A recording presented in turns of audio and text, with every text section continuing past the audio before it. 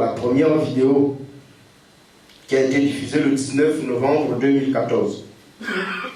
Aujourd'hui, elle est la vidéo la plus vue, je peux dire, des Gabonais, puisqu'elle a aujourd'hui, en 2 mois, 54 094 vues. Il n'y a pas une autre vidéo qui a fait plus. En tout cas, que tu sois artiste, quelle que soit la personnalité gabonaise, n'a pas une vidéo en 2 mois qui a fait les 50 000 vues, qui a dépassé les 54 000 vues. Lorsque nous avons réalisé cette vidéo, j'ai dit à Landry, écoute, ta vidéo, tu dis énormément de choses. Je peux te donner un conseil, laisse les gens s'exprimer. Tu auras des amis, tu auras des ennemis. Ne réponds à personne. Reste chez toi, tu vas voir la réaction des gens. Et bien évidemment, il y a eu des amis, et il y a eu des ennemis, il y a eu qui ne comprenaient pas ce que l'on lui disait. Je crois 2 ou 3 semaines après, parce que les 2 premières semaines, beaucoup de gens ne savaient pas que c'est moi qui avais réalisé la vidéo. C'est 3 semaines après que les gens commencent à m'appeler, mais Célio, mais c'est pas toi qui parle dans la vidéo? Et c'est quoi, qu'est-ce qu'il raconte? J'ai dit, ben écoute, il faut suivre la vidéo, tu l'as su du début à la fin, tu comprendras de quoi est-ce qu'il parle.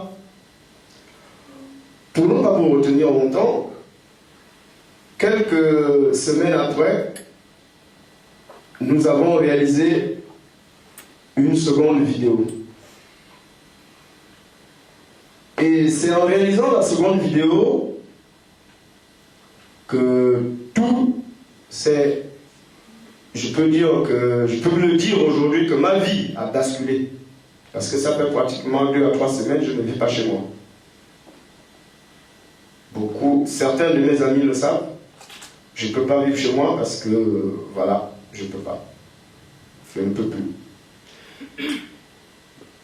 Dans l'air, ça fait 6 ans, aujourd'hui, qu'il ne peut pas partir chez lui.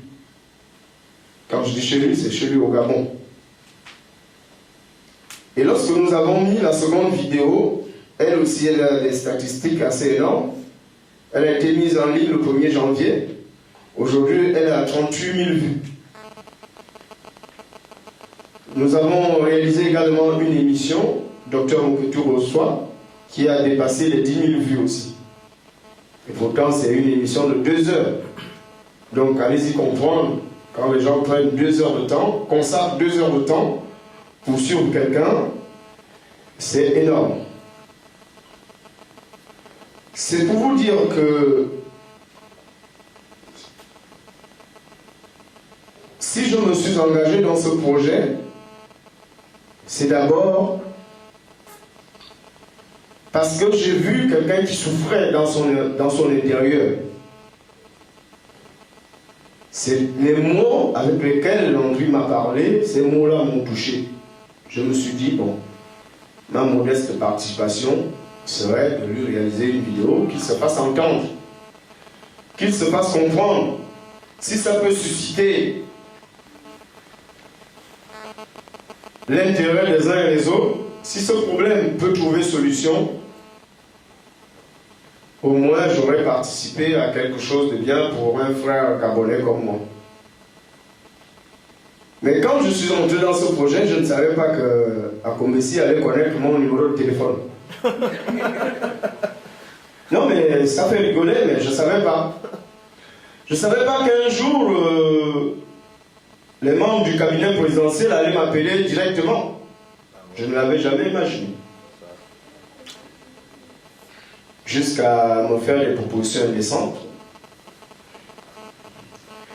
Je ne savais pas que j'allais me transformer en journaliste d'investigation. Parce que je suis déjà un journaliste d'investigation. Parce que je me suis permis de faire certaines investigations avec l'ANLER, à réaliser des enregistrements. Et tout à l'heure, au cours de notre exposé, nous allons vous faire écouter certains de ces enregistrements qui vont vous édifier, parce que, vous savez, chez nous, on dit des choses facilement. Ouais, qu'est-ce qu'il raconte? Ben voilà, il raconte ses affaires privées. C'est comme ça, c'est ce qu'on dit souvent chez nous. Mais les affaires privées de Landry, c'est ce qui arrive généralement à beaucoup de Gabonais. Lorsqu'ils ne sont pas, ou lorsqu'ils ne sont plus du même avis que ceux qui nous dirigent, ou lorsqu'ils critiquent ceux qui nous dirigent.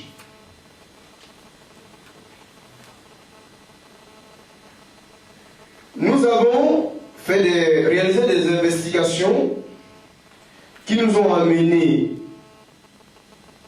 à mettre à jour un très très grand réseau que j'ai dénommé un réseau de prostitution internationale.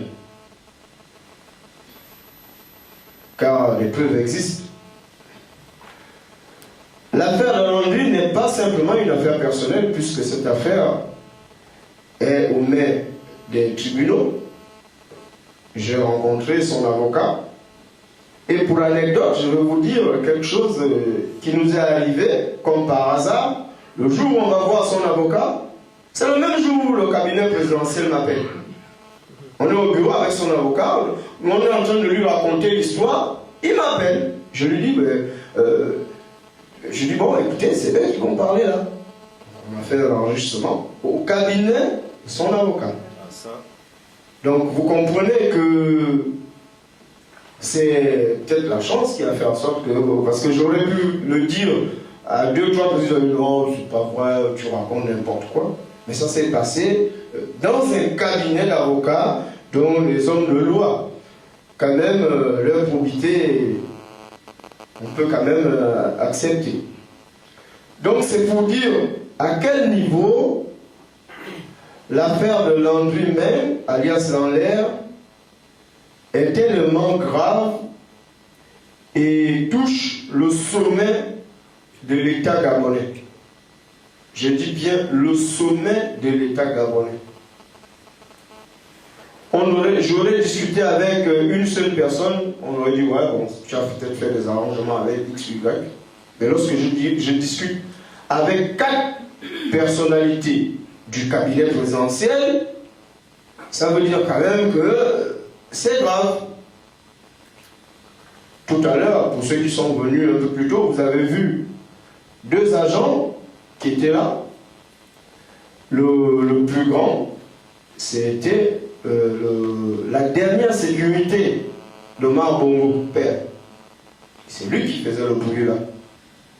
Un membre des commandos spécial, quand on le délègue pour venir perturber une réunion, vous comprenez que ça touche le plus haut niveau de l'État. Donc, c'était juste pour vous montrer un tout petit peu comment s'est fait ma rencontre avec Lanlaire. Lui-même va faire l'exposé de tout ce qu'il a vécu et va vous transmettre, avant de faire cet exposé, il va peut-être vous lire 2 petits mots de ce qu'il pense, de la situation actuelle, de ce qu'il vit. Lorsqu'il va terminer son exposé, on va passer à un échange de questions-réponses. Je remercie Gabon News qui est là. Je remercie Afrique Actualité qui est là aussi. Je remercie également toute la famille gabonaise qui a bien voulu être ici aujourd'hui. Peut-être tout à l'heure d'autres journalistes vont arriver. Mais ce que je veux déjà vous dire, c'est que nous ne sommes pas ici dans un débat politique. C'est vrai que tout ce que nous faisons va vers la politique, parce que c'est les politiques qui décident. Donc forcément, on va titiller à gauche, à droite. Mais ce n'est pas ce qui nous réunit aujourd'hui. Ce qui nous réunit aujourd'hui, c'est juste la vérité. Parce qu'il y a quelqu'un qui souffre depuis 6 ans dans son intérieur.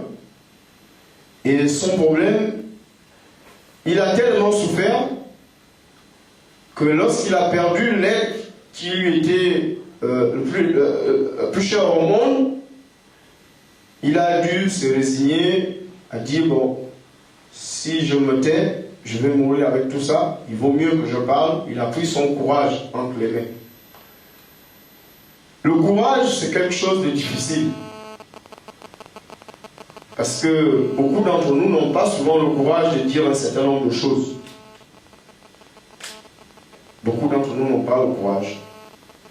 Et parfois, lorsqu'on a le courage, on se retrouve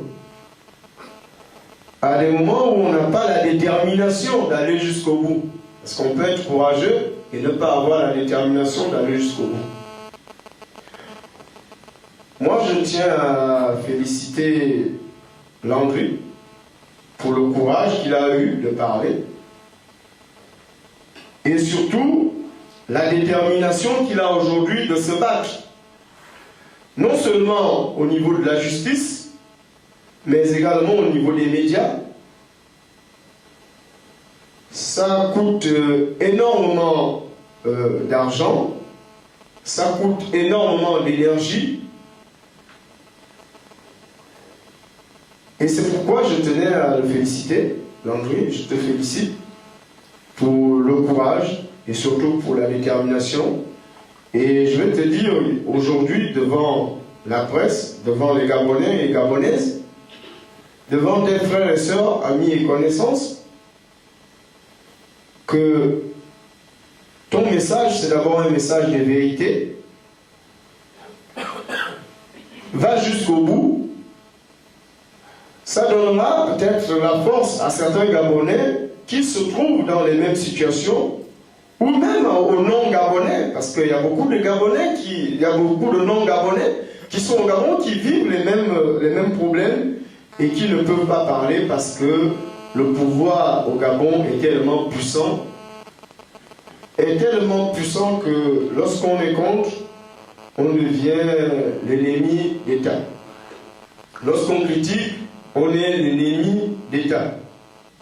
Donc, garde ta détermination et je vais te passer la parole pour que tu puisses d'abord lire le petit mot que tu as prévu pour l'Assemblée et ensuite pouvoir expliquer simplement ce qui t'est arrivé. Ensuite, on pourra diffuser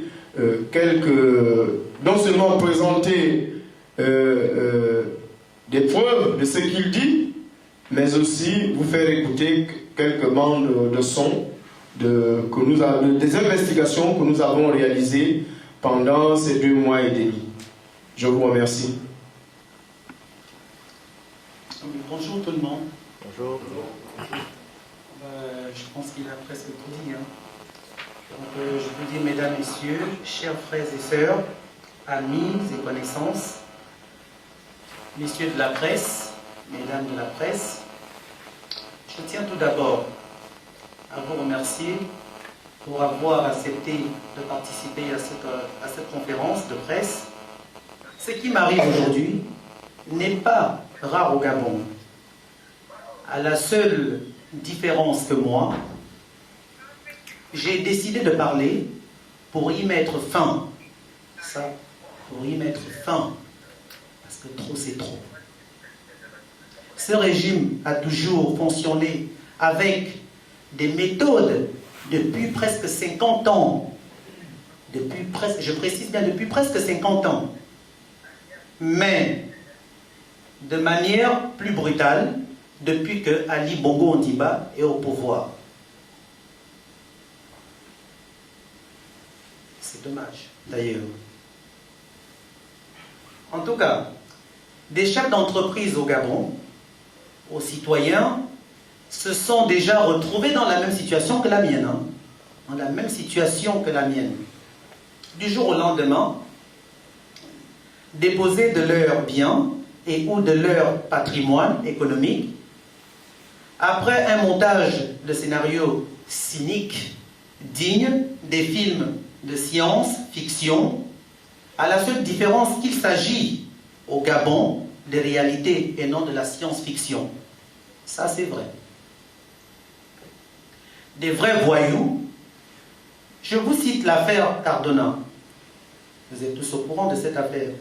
L'affaire Cardona contre Omar Bongo Ondimba, il y a moins de 10 ans, qui avait été jugé à Bordeaux et perdu par les Bongo, un Français qui travaillait paisiblement en faisant tourner l'économie gabonaise et qui s'est retrouvé arnaqué par les Bongo.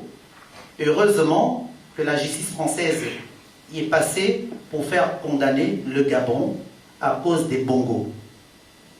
Je vous cite aujourd'hui le montage qui vient d'être fomenté contre M. Ping. Vous vous rendez compte? En tentant de l'assassiner et en voulant le faire passer pour le coupable. C'est vraiment de la folie. C'est même pire que de la folie. Mon cas s'inscrit dans la même liste des victimes de ces régimes. En fait, des victimes que ces régimes veulent faire passer pour des coupables en les menaçant de mort au quotidien. Avec la diaspora gabonaise de France, j'ai fait un serment en décidant de mener le même combat que celui de tous et toutes, Gabonais en particulier, qui veulent mettre fin à ce régime criminel. Je suis donc disposé à toute forme d'action médiatique ou autre pour mettre sur la place politique les crimes de tout ordre, perpétrés par ce régime qui a tué ma mère. Je vais rentrer dans les détails tout à l'heure. Et qui continue de tuer d'autres Gabonais. J'appelle donc tout le peuple gabonais à soutenir l'opposition, avec la diaspora déterminée, car le temps du changement est arrivé. Cette année, nous allons faire tomber les Bongo. Ça, c'est clair. Et je vous le demande à tous, s'il vous plaît. Parce que trop, c'est trop. Il faut donc ordonner nos forces, parce que j'en sais des choses contre ce régime. C'est pour cette raison qu'aujourd'hui, j'ai remis certains documents, j'ai remis les documents, les photos. Quand je vous dis photos, des photos à mes avocats, parce que vous savez, on n'en sait rien, il peut m'arriver quelque chose. Mais il ne m'arrive rien du tout, je crois en Dieu, Allah. D'ailleurs, j'ai remis tout à mes avocats qui en feront très bon usage avec ceux qui luttent sur le terrain, avec M. Jean Ping et les autres. J'en appelle également à la communauté internationale pour qu'elle accorde une équité particulière aux violences que ce régime indigne aux Gabonais.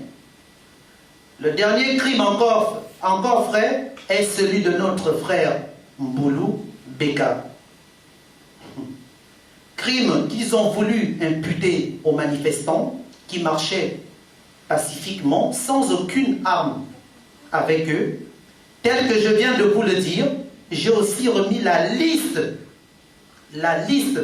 de ces crimes occultés par ce régime à mes avocats. On ne devrait plus tolérer ceci.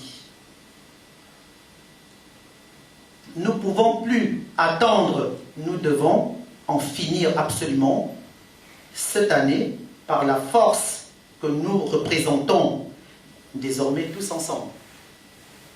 J'ai fait ce serment pour ma mère assassinée et pour toutes les mères gabonaises qui ont péri sous ce régime odieux. Voilà, c'est ce que je tenais déjà à vous dire au début de cette conférence de presse. Je vous remercie.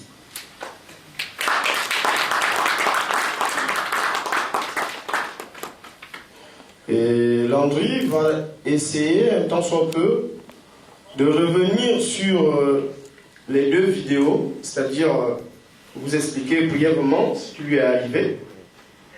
Ensuite, il vous présentera les documents, certains documents de justice, pour que vous puissiez comprendre.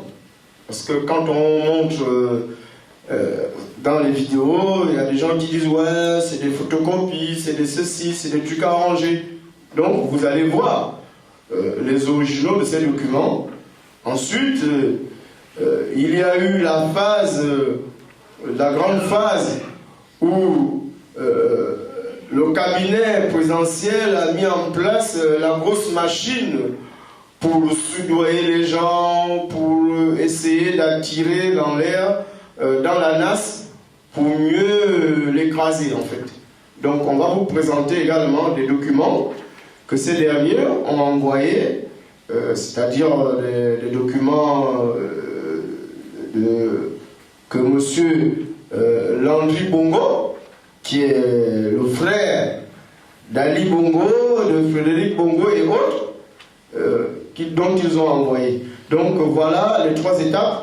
Et par après, on va vous diffuser, comme je disais tout à l'heure, quelques éléments pour que vous entendiez les discussions qu'il y a eu. Parce qu'au départ, Landry a d'abord cherché à ce que ça se règle dans l'amiable. Parce que c'était juste un problème de justice. Il n'avait pas besoin que ça soit su et connu par tout le monde. Donc il a tenté ces négociations à l'amiable. Ce n'est que lorsqu'il a senti qu'il y avait d'autres raisons derrière qu'il a pris la décision de tout sortir et de tout déballer. Donc merci Landry. Merci Célestin. Bon, déjà, effectivement, je me présente. Hein. On dit Landry, Landers. Bon, c'est Ange Landry Mbeng, alias Landler. Donc, je suis né le 21 novembre 1967 à Libreville. Vous savez, bon, j'ai même fait un truc pour vous montrer, puisque bon, il y en a qui parlent, qui ne sont pas du tout gabonais. On a tellement attribué une nationalité gabonaise à pas mal d'étrangers au Gabon, pour des raisons que vous-même vous devrez déjà imaginer. Donc j'ai mon passeport gabonais, et j'en ai même deux, anciens. J'ai mon acte de naissance, gabonais. Ah oui, j'ai emmené, l'original est là. Hein. Vous voyez, j'ai emmené ici encore l'autre. J'ai mon certificat de résidence. J'ai mon certificat pour vous dire, comment vous appelez ça, extrait de casier judiciaire au Gabon. Comme quoi, pourquoi je vous présente ceci, vous allez le comprendre tout à l'heure. Donc tout est néant, établi par le tribunal gabonais. Celui-ci, je l'ai fait faire en 2005. Vous vous rendez compte que 2005, je n'avais pas de problème. 2009, l'autre il est là. Et encore. Donc j'ai mon agrément de commerce établi au Gabon par le ministère du Commerce. Il est là. Donc ma société au Gabon s'appelait Sunshine. Donc je faisais tout ce qui était vente de voitures de luxe, location de voitures de luxe événementielles. Donc j'ai tous les documents d'ailleurs du ministère du Commerce, tout est là. Bref, en gros, c'est pour vous dire aujourd'hui, je vais vous relater ce qui s'est passé. Voilà, parce que j'ai marqué tout ça ici. Hein. Moi, j'ai connu Mokobé au Gabon en 2008. 2008, il y avait le fameux spectacle Africa Star. Donc, ils avaient fait un show au Gabon. À ma grande surprise, Marie Akelenge se présente vers moi. On était allés ensemble. On était dans l'une des boîtes de nuit d'Ali Bongo Antiba qui se retrouvait, je ne sais pas si ça existe encore, vous qui vivez au Gabon, à la montée de lui. Donc, Marie Akelenge me présente à Mokobé Traoré. Elle me présente à Fali Ipupa. Elle me présente aussi à un autre chanteur. Mais en fait, elle me dit, oui, tu vois, Mokobé, c'est l'ami de Frédéric. Et c'est une connaissance à moi. Je dis, ah bon. Au final, on s'est sympathisé dans la boîte de nuit. Mais le jour que je prends l'avion, le jour où je prends mon vol, je me retrouve comme par hasard au salon d'honneur avec mon Kobe Traoré. Très loin d'imaginer que j'avais affaire à quelqu'un qui aurait été payé, qui a été payé à l'époque par les Bongo, via Marie Akenenge. Et d'ailleurs, bon, je ne vais pas vous le cacher, hein, moi je suis quelqu'un de franc, parce que je ne suis pas comme certains. Je ne suis pas comme certains qui font partie du membre du gouvernement. Moi, j'admets ce que je suis. Je m'assume dans ce que je suis. Il y en a ici dans la salle qui m'ont connu, qui me connaissent depuis X temps, qui savent que j'ai toujours assumé. Je suis un bisexuel qui s'assume, authentique. Et c'est ma vie privée. Chacun parmi nous aura des comptes à rendre à Allah. Et nul n'est le tribunal de qui que ce soit à ce niveau. Imaginez-vous, je ne suis pas fils d'un président ni d'un ministre. Je me suis toujours débrouillé dans mes affaires chez les Blancs et non chez nous. Je tiens toujours à le préciser. Parce qu'il y en a qui, à ce qui paraît, il y en a qui ont dit oui, voilà, il a profité avec les bongos, il a fait. D'ailleurs, je peux même profiter des bongos. Je ne profite pas des bongos. L'argent du Gabon nous appartient à nous tous. Ça, c'est clair. C'est une idée que vous devrez tous vous mettre en tête. La fortune du Gabon n'appartient pas aux bongos. Ça appartient à tout Gabonais et Gabonaises. Mais cela ne signifie pas qu'il faut tuer ses frères. Ça, c'est clair, ce sont des choses qu'il ne faut jamais tolérer et ne jamais rentrer dans leurs crimes, dans leurs actes criminels. Je me retrouve l'argent de mes clients. Moi-même, j'avais 100 millions de francs CFA de mon argent. D'ailleurs, j'ai même certains reçus des virements que j'avais faits de mon compte au Canada et au Gabon, via le Gabon. Des virements de 75 000 $, de 40 000 $.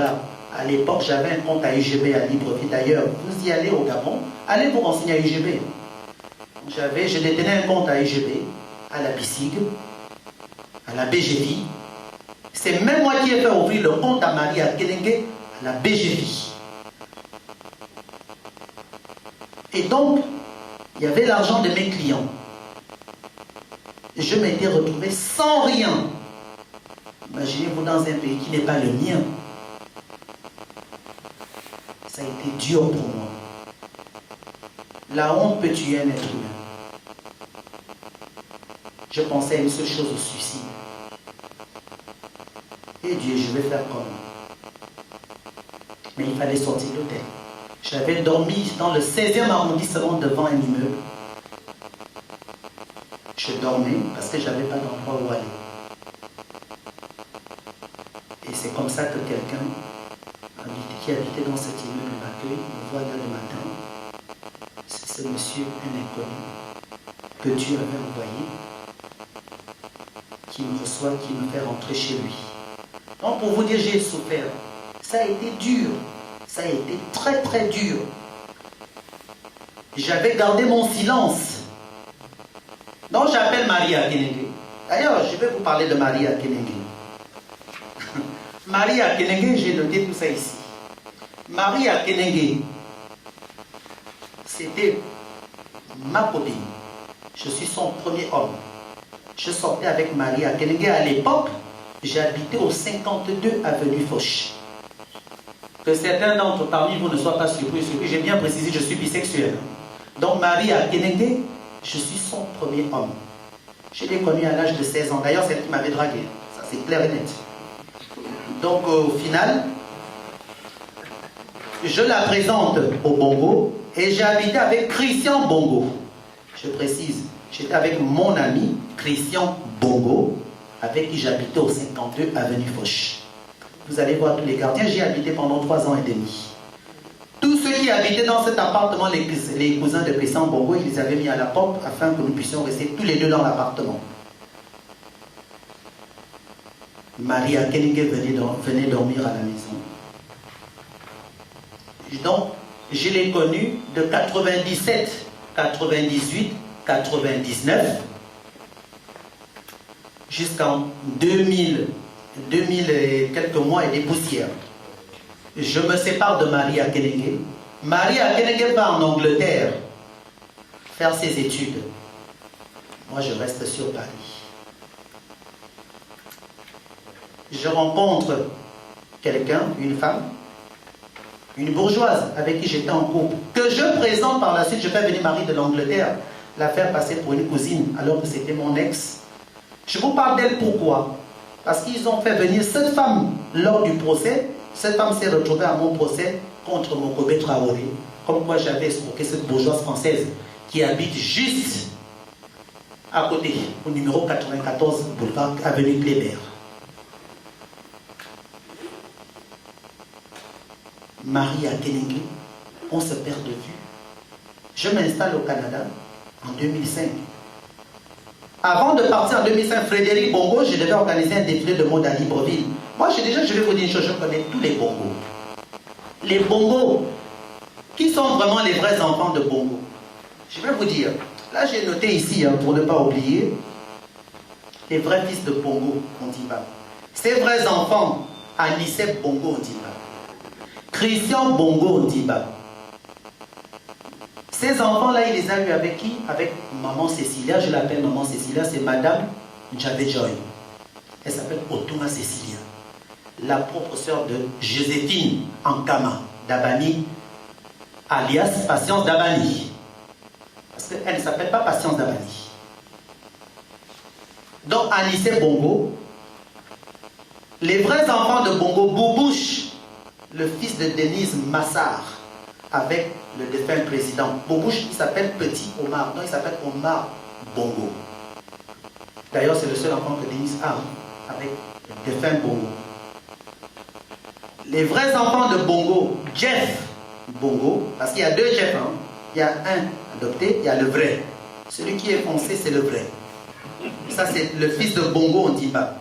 Ah, maintenant, les vrais enfants de Bongo toujours, Alima Bongo, Hermine Bongo, Flore Bongo, Arthur et Alfred Bongo, ce sont les propres enfants de Bongo avec Antoinette Diop. Moi, je l'appelle Tante Néné. Tout ce monde, je les connais. Et bien même. Par contre, Antoinette Diop a une fille qui s'appelle Alice Bongo, mais qui n'est pas sa fille. Donc, mais Bongo l'a reconnue. Elle porte son nom. Et qui sont encore les enfants de Bongo? Donc, Frédéric Bongo Ondimba, c'est un enfant que Bongo a eu. J'espère que vous avez connu l'époque d'Air Gabon. Il y avait une Antillaise qui était au comptoir d'enregistrement, Ghislaine. Cette Ghislaine en question, sa sœur, c'est elle la mère de Frédéric. C'est elle la mère de Frédéric. Et je connais bien l'histoire, hein. Je sais qu'il les avait présentés en plus. Donc, ça c'est un fils à Bongo. Youssouf Bongo Ondimba et Ahmed Bongo Ondimba, ce sont les nouveaux qui viennent d'arriver là et tout. Bongo d'ailleurs, parfois il reconnaissait des enfants comme ça, hein. Il suffisait qu'il couche avec une femme, la femme arrive, tiens c'est toi le père, il a accepté. Mais Youssouf Bongo et Ahmed Bongo Ondimba, ce sont les propres enfants de Bongo, faits avec une Mauricienne. Leur maman est Mauricienne. Je les connais tous. Pour vous dire encore, Landry Bongo Ondimba est le propre fils de Bongo. C'est le fils de Madame Manji, le défunt Manji, paix à son âme. Madame Manji, je l'appelle Tantine, parce qu'elle est au lycée Liromba avec maman, ce sont les collègues de France. Ça, c'est un fils à Bongo Landry. Les vrais enfants de Bongo, vous avez Fabrice, qu'on appelle Big Bisou. C'est le fils de Bongo avec Marie-Madeleine Mboronzo. Donc, Marie-Madeleine que vous voyez à la Cour constitutionnelle, c'était une maîtresse à Bongo jusqu'à son décès. Elle a toujours été la maîtresse de Bongo. Et d'ailleurs, c'est pas pour rien qu'elle est toujours aujourd'hui présidente de la Cour constitutionnelle gabonaise. Donc, vous avez la fille de Chantal Mimboto, Onaïda, qui est la propre fille du défunt Bongo Ondimba, avec Chantal Mimboto. Vous avez Patrick Bongo, qui est l'un des fils qui fait partie des enfants de Bongo. Vous avez Denis et Yacine, les deux derniers, avec la défunte Edith, paix à son âme. Vous avez en plus Linda Bongo, que Bongo a eu avec une Congolaise. Elle travaille actuellement au tribunal du Gabon, à Libreville. Linda Bongo, Congolaise gabonaise. Vous avez Pascaline Bongo, elle s'appelle Pascaline Ferry. Donc Pascaline Bongo qui est la fille aînée de Bongo, faite avec une Congolaise. Vous avez maintenant des enfants adoptés. Il y a Betty Bongo, Betty, enfant adopté, Grace, Jeff, Annick, Nadine, Nadine qui est Madame Osami, qui était mariée à Osami, et Audrey. Ça, ce sont des enfants que Bongo a adoptés. Ce sont des Éthiopiens que Bongo a adoptés. Et Éthiopiennes. Parce qu'il faut que le Gabonais le sache. Mais j'en reviens là-dessus. J'en reviens. Ali Bongo n'est pas le fils de Bongo. Yes. Ça, je vous le confirme et j'ai des preuves. Ali Bongo n'est pas le fils de Bongo. Parce qu'à l'heure actuelle, je vous parle, hein, il y a les propres frères d'Ali. Hein, parce que chez Bongo, ce sont des dynasties. C'est dynasties. Il y en a qui m'ont appelé, hein, qui sont venus même me voir, me donner même mais ça, vous le saurez d'ailleurs. Ali n'est pas le fils de Bongo. D'ailleurs, là, tous ceux qui sont là, allez demander à vos mamans qui font partie de leur génération. Qui a vu Patience en Kama-Joséphine enceinte un jour ou l'autre? Personne. Parce qu'au lieu que vous Gabonais, vous mettez Ali, non, Ali n'est pas Gabonais, Ali n'est pas ceci. Il faut rentrer dans la profondeur des choses. Patience Dabani n'a jamais été enceinte comme vous autres, hein, qui avez déjà fait des enfants, mis des enfants au monde, comme ma défunte mère qu'ils ont tué.